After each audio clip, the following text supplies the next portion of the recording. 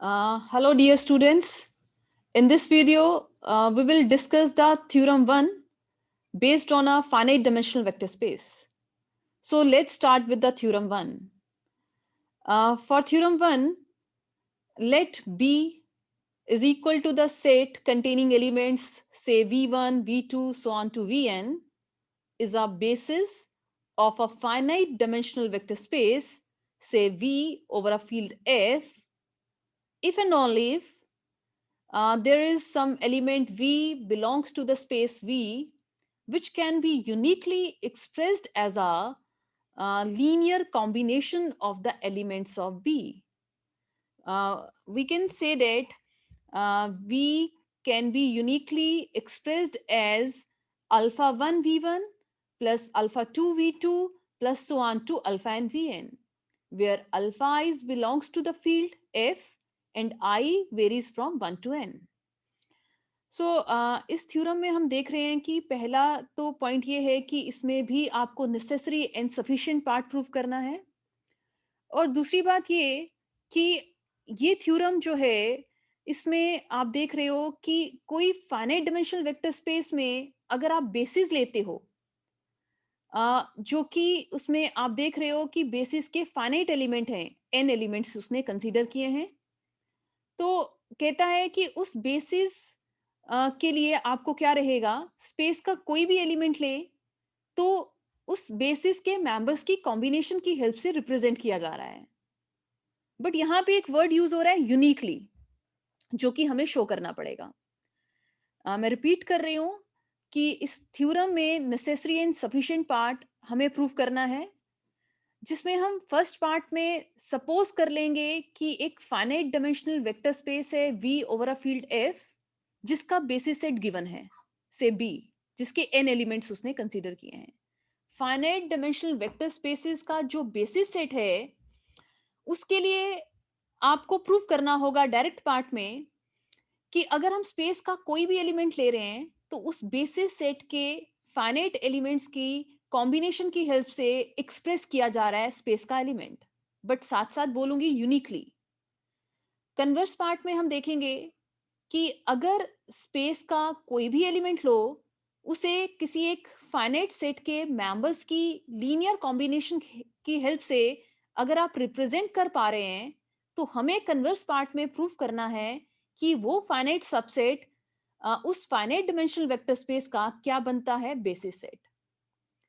मैं फिर से स्ट्रेस दूंगी कि पहली बात है कि इस थ्योरम को आपको फाइनाइट डायमेंशनल वेक्टर स्पेस के लिए प्रूव करना है।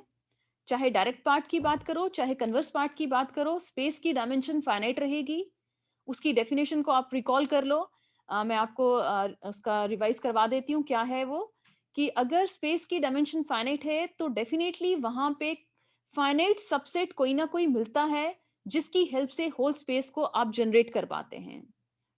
बट इस थ्योरम में आपने देखना है कि अगर फाइनाइट डायमेंशनल वेक्टर स्पेस में कोई बेसिस गिवन है और वो बेसिस के एलिमेंट्स फाइनाइट हैं, ठीक है, तो हमें डायरेक्ट पार्ट में प्रूव करना पड़ेगा कि स्पेस का एलिमेंट जो है, अभी आपने यहाँ पे वी लिया है, आप कह सकते हैं कोई भी मेंबर जो है स्पेस का, उसे आप क्या कर रहे हैं, उस बेसिस के मेंबर्स की कॉम्बिनेशन की हेल्प से लिख रहे हैं। आप ये भी कह सकते हो कि वो बेसिस जो है वो स्पेस को जनरेट करेगा, वो बेसिस जो है वो स्पेस को स्पैन करेगा, ठीक है। कन्वर्स पार्ट में हम क्या करेंगे, स्पेस का आर्बिट्रेरी मेंबर लेके बोलेंगे कि हमारे पास ये बी सेट गिवन है, उस स्पेस के मेंबर को इस सबसेट के फाइनाइट मेंबर्स की लीनियर कॉम्बिनेशन की हेल्प से रिप्रेजेंट कर रहे हैं और यूनिकली रिप्रेजेंट कर रहे हैं, तो उस सिचुएशन में वो बी सबसेट क्या बन जाएगा, बेसिस सेट। हमें मालूम है कि बेसिस की डेफिनेशन रहती है कि अगर स्पेस आर्बिट्रेरी कोई भी स्पेस हो, चाहे फाइनाइट या इनफाइनाइट, उसका अगर बेसिस सेट है तो उसमें दो कंडीशन सेटिस्फाई होती हैं, एक तो लीनियरली इंडिपेंडेंट सेट होता है वो, और दूसरा ये कि वो स्पेस को जनरेट करता है। तो हमने देखा इस थ्योरम में भी वो बार बार बोल रहा है बेसिस है तो वो स्पेस को जनरेट करेगा, ये तो ऑब्वियस पार्ट रहेगा, अभी हम प्रूफ में चेक करेंगे। तो बट आपको ध्यान में रखना है कि बेसिस में दो कंडीशन सेटिस्फाई करनी होती है, कि अगर कोई बेसिस सेट होता है तो वो इंडिपेंडेंट सेट रहता है और स्पेस को जनरेट करता है। दूसरी डेफिनेशन जो आपको ध्यान में रखनी है कि स्पेस की डायमेंशन इस थ्योरम में फाइनाइट लेनी है। तो डेफिनेटली अगर वो स्पेस की डायमेंशन फाइनाइट ले रहा है तो वहां पे आपके पास डेफिनेटली कोई ना कोई फाइनाइट सबसेट मिल रहा होगा जो स्पेस को जनरेट कर रहा होगा। तो हम अब इसका प्रूफ स्टार्ट करते हैं। डायरेक्ट पार्ट में हम मान के चलते हैं कि ये जो बी सेट है जिसके फाइनाइट एलिमेंट हैं वो बेसिस बनता है स्पेस वी का, जिसे उसने लिखा नहीं है बट आपको ध्यान में रखना है कि वो फाइनाइट डायमेंशनल वेक्टर स्पेस ही है, ठीक है। जब जब वी की बात करोगे वो इस केस में एफ डी वी होगा, मतलब फाइनाइट डायमेंशनल वेक्टर स्पेस होगा। नाउ अगर आपने सपोज कर लिया डायरेक्ट पार्ट में कि बी बेसिस है वी का, तो आप उसकी डेफिनेशन लिख सकते हो कि बी सेट जो है वो इंडिपेंडेंट सेट होगा, लीनियरली इंडिपेंडेंट सेट होगा बी स्पेस में, और बी जो है वो स्पेस को जनरेट करेगा। अगर आप स्क्रीन पे देखें तो मैंने इंडिपेंडेंट नहीं लिखा है क्योंकि हम एक ही इसकी कंडीशन को यूज करने जा रहे हैं। बाद में कहीं इंडिपेंडेंट को भी यूज करेंगे, इसलिए ध्यान में रख सकते हो या साइड पे लिखना चाहो तो लिख सकते हो। ये बी सेट इंडिपेंडेंट है, बेसिस था ना इसलिए। साथ साथ में ये बी जो है स्पेस को जनरेट कर रहा है, या फिर बोल दो एल ऑफ बी की वैल्यू किसके बराबर आ रही है, स्पेस वी के बराबर आ रही है। अब अगर एल ऑफ बी की वैल्यू वी के बराबर आ रही है तो इसकी डेफिनेशन क्या रहती है कि स्पेस का कोई भी एलिमेंट ले लो, वही लिख के दे रहा है कि एक वी ऑर्बिटरी मेंबर लिया तो वो वी मेंबर एल बी में आएगा, या फिर आप बोल दो कि उस वी मेंबर को बी के मेंबर्स की कॉम्बिनेशन की हेल्प से लिखा जाएगा। तो डायरेक्ट पार्ट में हमने यही तो प्रूव करना था, बी को बेसिस लेना था और स्पेस का मेंबर लेके बताना था उस स्पेस के मेंबर को बी की मेंबर की कॉम्बिनेशन की हेल्प से रिप्रेजेंट कर दो, तो कर दिया हमने। बट यहाँ पे एक पार्ट रह गया, डायरेक्ट पार्ट में एक पॉइंट रह गया कि वो रिप्रेजेंट तो कर दिया बट हमें शो करना है कि वो रिप्रेजेंटेशन कैसी है, यूनिक रिप्रेजेंटेशन है। सो मैथमेटिक्स में यूनिकनेस को शो करने के लिए हम क्या करते हैं, मान के चलते हैं हमारे पास दो रिप्रेजेंटेशन हैं, ठीक है। उसी स्पेस के मेंबर वी की दो रिप्रेजेंटेशन है, उसे बी के मेंबर्स की कॉम्बिनेशन की हेल्प से ही लिखा जा रहा है। But different combination, different scalars लेके डिफरेंट कॉम्बिनेशन बन जाते हैं, जैसे कि मैंने डेफिनेशन में भी आपको बताया था। तो हम यहाँ पे क्या करने जा रहे हैं, प्रूफ करने जा रहे हैं कि ये जो रिप्रेजेंटेशन ली है वी मेंबर की, वी स्पेस के वी मेंबर की, वो यूनिक है। तो हमें यूनिकनेस शो करने के लिए कंट्राडिक्शन से हम थ्योरम को प्रूफ करने जा रहे हैं। हम मान के चल रहे हैं कि हमारे पास एक और रिप्रेजेंटेशन है इसी वी मेंबर की, और वो भी बी के ही मेंबर्स की हेल्प से लिखा जा रहा है, बट मैंने डिफरेंट स्केलर्स को यूज कर लिया। आप चाहो तो beta one, beta two, beta n की जगह अल्फा वन, गामा वन, कुछ भी, अल्फा ऑलरेडी लिए हैं sorry, so gamma one, gamma two, gamma n भी आप कंसीडर कर सकते हैं, बट वो फील्ड के ही स्केलर्स हैं। नाउ जैसे ही मैंने v की एक और रिप्रेजेंटेशन ले ली with the help of different scalars, तो हमने देखा v एक मेंबर है स्पेस का, उसे दो तरीके से लिखा जा रहा है, उसकी दो वैल्यूज हैं। तो डेफिनेटली आप देख सक रहे हो ये भी वैल्यू v है, ये भी वैल्यू v है, तो ये दोनों इक्वल ही होंगे, ठीक है। अब अगर ये इक्वल होते हैं हम तो इसको सॉल्व करेंगे। अगर हम सॉल्व करने पे इसको एक साइड पे शिफ्ट करके उनमें से जो कॉमन वैल्यूज हैं उनकी पेयरिंग कर लेंगे, v1 के मेंबर्स में से v1 को कॉमन लेंगे, v2 के मेंबर्स में से v2 को कॉमन लेंगे, and so on to vn के मेंबर्स में से vn को कॉमन लेते हैं। तो राइट साइड पे जो है वो सारी वैल्यूज लेफ्ट साइड पे आ चुकी हैं, तो राइट साइड पे वैल्यू कितनी बन जाती है, 0। हमने देखा इसको सॉल्व करने पे हमारे पास alpha one, alpha two, alpha n और beta one, beta two, so on to beta n सब कॉन्स्टेंट्स थे। अब अगर कांस्टेंट से कह सकते हो फील्ड के मेंबर्स थे तो उनको माइनस कर देते हैं तो वो भी फील्ड के ही मेंबर्स रहते हैं। सो मेरे कहने का मतलब ये है कि alpha one minus beta one भी किसका मेंबर है, फील्ड का। Alpha two minus beta two जो मैंने यहाँ पे लिखा है सॉल्व करके, वो भी किसका मेंबर है, फील्ड का। So on to alpha n minus beta n भी किसका मेंबर है, फील्ड का। सो फील्ड के मेंबर्स के साथ आपने वेक्टर्स लगाए हैं v1 v2 so on to vn।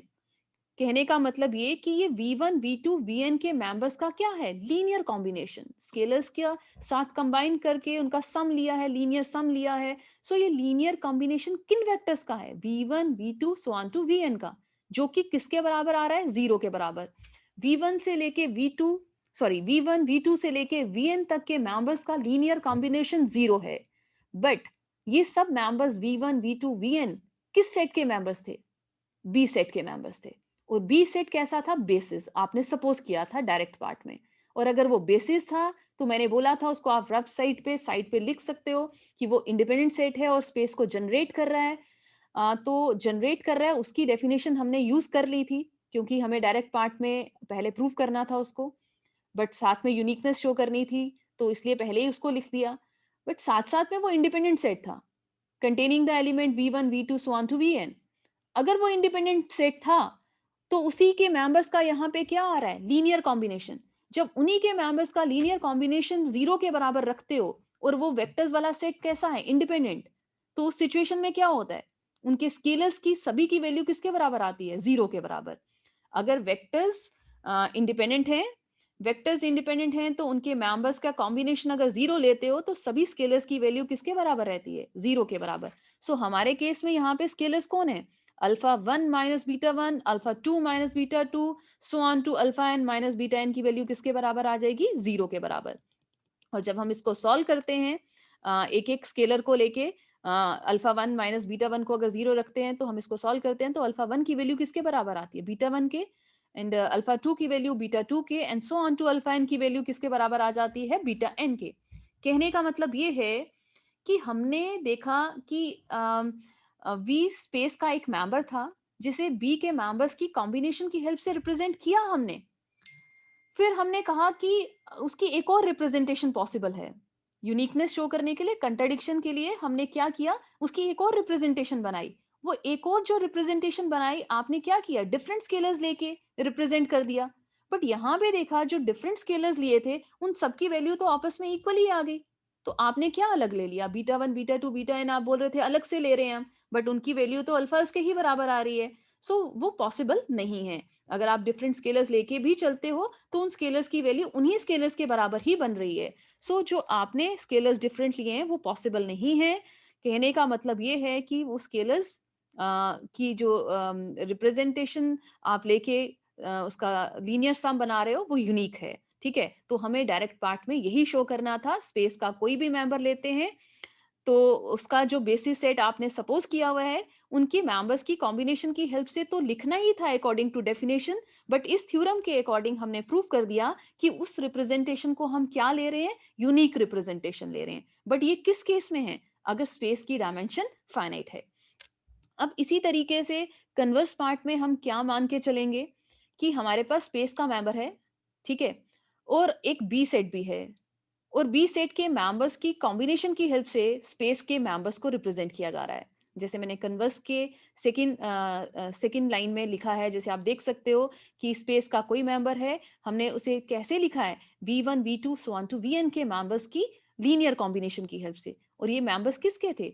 जो ऊपर आपने बेसिस सेट लिया था। कहने का मतलब है स्पेस के मेंबर को बेसिस जिसे प्रूव करना है, अभी हमने इस केस में कन्वर्स पार्ट में उसे बेसिस प्रूव करना है। बट हमने क्या किया? स्पेस का मेंबर उस सेट के मेंबर्स की कॉम्बिनेशन की हेल्प से लिखा और साथ ही में बोल दिया कि ये जो कॉम्बिनेशन की हेल्प से रिप्रेजेंट किया है, यहाँ के जो स्केलर्स हैं वो यूनिक रहेंगे, या फिर कह सकते हो ये रिप्रेजेंटेशन कैसी रहेगी? यूनिक रहेगी। अब हमारा जो काम रहेगा कन्वर्स पार्ट में वो सिर्फ यही रहेगा कि हमें शो करना है कि वो बी सेट क्या बनाता है? बेसिस सेट बनाता है।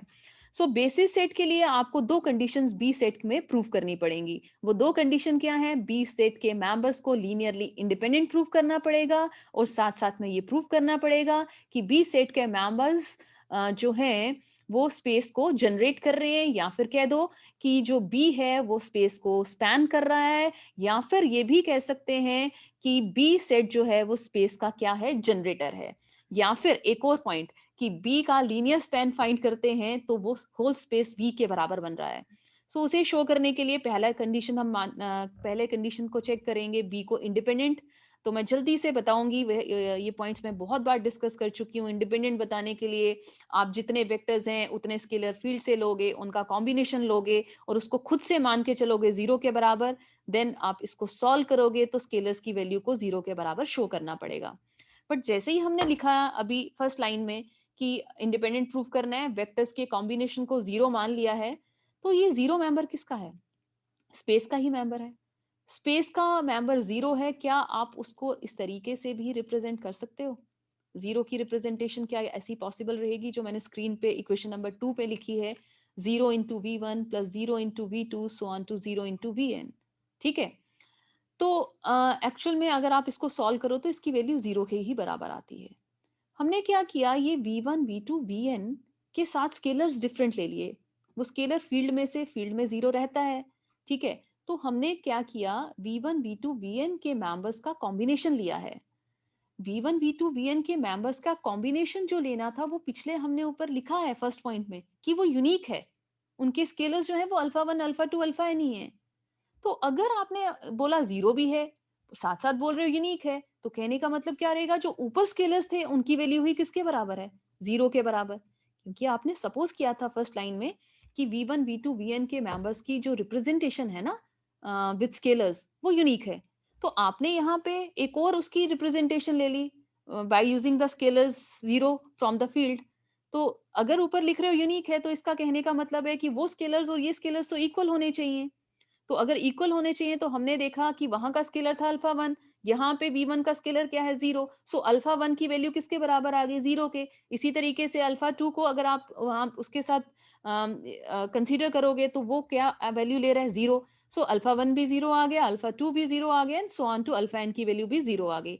हमने देखा जो हमने स्पेस का मेंबर्स के कॉम्बिनेशन लेके उनको जीरो रखा था, उनके साथ स्केलर्स लिए थे, उन सभी स्केलर्स की वैल्यू जीरो आ गई है। सो हमने प्रूव कर दिया है कि वेक्टर्स जो हैं वो इंडिपेंडेंट हैं, और वो वेक्टर्स किस सेट के थे, बी सेट के थे। सो हमने प्रूव कर दिया फर्स्ट कंडीशन में कि जो बी सेट है वो कैसा रहेगा, लीनियरली इंडिपेंडेंट सेट रहेगा। नाउ हम प्रूव करेंगे ये जो बी सेट है ये होल स्पेस को जनरेट करेगा थर्ड इक्वेशन में जनरेट करेगा, या फिर जैसे कि थर्ड इक्वेशन में लिखा है हम प्रूव करने जा रहे हैं कि एल बी की वैल्यू बी के बराबर है, जिसमें मैंने पहले से ही बता रखा है, बहुत बार बोल दिया कि एल ऑफ बी सबसेट रहता है बी का, ऑब्वियस पार्ट रहता है। हमें जस्ट क्या शो करना है, वी सबसेट है एल बी का। सो वी को ये सबसेट शो करने जा रहा है एल बी का। दैट इज हमें प्रूव करना है वी के हर मेंबर को बी के मेंबर्स की कॉम्बिनेशन की हेल्प से रिप्रेजेंट करके दिखाना है। तो जैसे ही हमने वी का मेंबर लिया, वी का मेंबर लिया, तो हमने तो कन्वर्स पार्ट में सपोज किया था कि जब जब वी का मेंबर लोगे तो वहां पे स्केलर्स मिल रहे हैं अल्फा आइज, और उस वी की रिप्रेजेंटेशन ऐसी रहती है, यूनिक रिप्रेजेंटेशन है, ये सपोज किया हुआ है। तो चाहे यूनिक है या जो भी है, बट है तो रिप्रेजेंटेशन है, तो हमारा काम तो बन गया। हमने तो यही बताना था कि स्पेस का मेंबर लें, उसे बी सेट के मेंबर्स की कॉम्बिनेशन की हेल्प से रिप्रेजेंट कर दें। सो हमारे पास वो रिप्रेजेंटेशन पॉसिबल हो गई, स्पेस का मेंबर लिया, बी के मेंबर्स की कॉम्बिनेशन की हेल्प से लिख दिया, दैट इज वो लीनियर स्पैन ऑफ बी में आ गया। Therefore B is a subset of L B. दोनों एक दूसरे के सबसेट बन गए। सो हमने प्रूव कर दिया कि दोनों सेट्स इक्वल हैं, और साथ साथ में वो इंडिपेंडेंट भी हैं। डेट इज बी जो है सेट, वो क्या बन रहा है, बेसिस सेट। तो मैं इस थ्योरम के लास्ट में आपको ये बता दूं कि हमने एक बहुत इंपॉर्टेंट थ्योरम प्रूव कर दी है, जिसमें हमने शो किया कि अगर स्पेस की डायमेंशन फाइनाइट है, उस केस में अगर उसका कोई बेसिस सेट है, तो आप उसमें सिर्फ एक ही कंडीशन बोल दें तो भी काम चल जाता है कि वो स्पेस को यूनिकली, स्पेस के हर मेंबर को यूनिकली रिप्रेजेंट कर रहा है। या फिर आप कह सकते हो, अगर थ्योरम में स्पेस की डायमेंशन फाइनाइट ले लो और उसका कोई बेसिस सेट है जिसके फाइनाइट नंबर ऑफ एलिमेंट्स हैं, तो उस केस में आपको दो कंडीशंस चेक करने की जरूरत नहीं है कि वो इंडिपेंडेंट है और स्पेस को जनरेट कर रहा है। आप सिर्फ एक ही कंडीशन बताओ कि वो स्पेस को जनरेट कर रहा है, या फिर आप कह सकते हो कि स्पेस का कोई भी मेंबर उस फाइनाइट बेसिस सेट के मेंबर्स की कॉम्बिनेशन की हेल्प से लिखा जा रहा है, बट उसकी रिप्रेजेंटेशन कैसी रहती है, यूनिक रिप्रेजेंटेशन रहती है। सो आज की इस वीडियो में हम इसी थ्योरम को डिस्कस करेंगे। नेक्स्ट वीडियो में हम इसकी नेक्स्ट थ्योरम को डिस्कस करेंगे। So thank you so much.